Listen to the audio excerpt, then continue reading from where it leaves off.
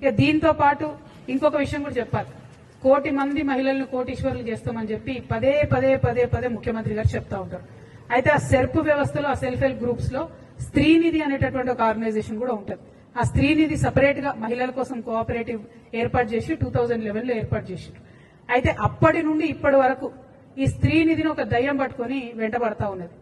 దాదాపుగా 14 ఇయర్స్ నుంచి ఒకటే ఒక వ్యక్తి, ఆయన పేరేంటిదంటే జి విద్యాసాగర్ రెడ్డి. ఈయన యాక్చువల్ గా స్టేట్ ప్రాజెక్ట్ డైరెక్టర్ సెర్ప్ కి జాయిన్ అయ్యాడు. కానీ ఆయనే సెల్ఫ్ డిక్లేర్డ్ మేనేజింగ్ డైరెక్టర్ అయిపోతాడు. ఆయన మేనేజింగ్ డైరెక్టర్ గా 14 ఏళ్ల నుంచి కొనసాగుతుంది. 58 సంవత్సరాలు పైబడినటువంటి వ్యక్తిని కొనసాగించరాదని ఆర్బీఐ చెప్పినప్పటికీ కూడా ఆయన అట్లనే కొనసాగుతాడు. ఆయన ఎవరేమన్నారు. ఎందుకంటే ఎర్రవల్లి దయాకర్ రావు గారు అప్పుడు గ్రామీణ శాఖ మంత్రిగా ఉన్నప్పుడు, రూరల్ డెవలప్మెంట్ మినిస్టర్ ఉన్నప్పుడు డైరెక్ట్ గా ఎర్రవల్లి గారి ట్రస్ట్ కి సిఎస్ఆర్ ఫండ్స్, ఈ స్త్రీనిధి నుంచే సిఎస్ఆర్ ఫండ్స్ ఆయన ట్రాన్స్ఫర్ చేసి అప్పుడు బీఆర్ఎస్ గవర్నమెంట్ లో మేనేజ్ చేసుకున్నాడు. ఇప్పుడు కాంగ్రెస్ గవర్నమెంట్ లో కూడా అదే కొనసాగుతున్నది. కాంగ్రెస్ గవర్నమెంట్ లో కూడా అందరూ ఉద్యోగులు పదే పదే పదే కంప్లైంట్ చేస్తే కూడా ఒక ఎంక్వైరీ కమిషన్ వేసారు. దాని పేరేందంటే జీవో నంబర్ 523 ఎంక్వైరీ కమిషన్ వేసారు. ఇంతవరకు ఆ ఎంక్వైరీ కమిషన్ ఏమైందంటే సీతక్క గారు మాట్లాడతలేరు.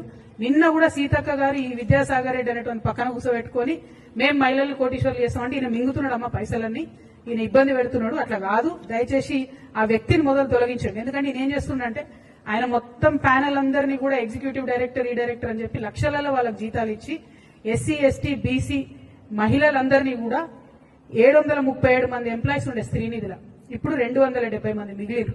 అందరినీ కూడా ఆయన తీసేసుకుంటూ వస్తున్నాడు. అన్ని రకాల రూల్స్ కూడా ఫ్లౌట్ అయిపోతా ఉన్నాయి. దీనికి ఖచ్చితంగా మీరు ఈ విద్యాసాగర్ రెడ్డి అనే వ్యక్తిని మీరు తొలగించాల్సిందే. ఆ స్త్రీనిధిలో జరుగుతున్నటువంటి అక్రమాలను ఖచ్చితంగా బయట పెట్టాల్సిందే. 523 జీవో ఎంక్వైరీ ఏమైందో కూడా సీతక్క గారు చెప్పాల్సిందే. మీరు చెప్పకపోతే మరి ఎర్రబల్లి గారికి ఎట్లయితే అండర్స్టాండింగ్ ఉండేనో మీకు కూడా ఉంటుందని అనుకోవాల్సి వస్తుంది. సీతక్క మంచిది నాకు తెలుసు, అట్లా చేయదు. కాబట్టి తొందరగా విద్యాసాగర్ రెడ్డిని తొలగిస్తారని చెప్పి నేను మనస్ఫూర్తిగా నమ్ముతా ఉన్నాను.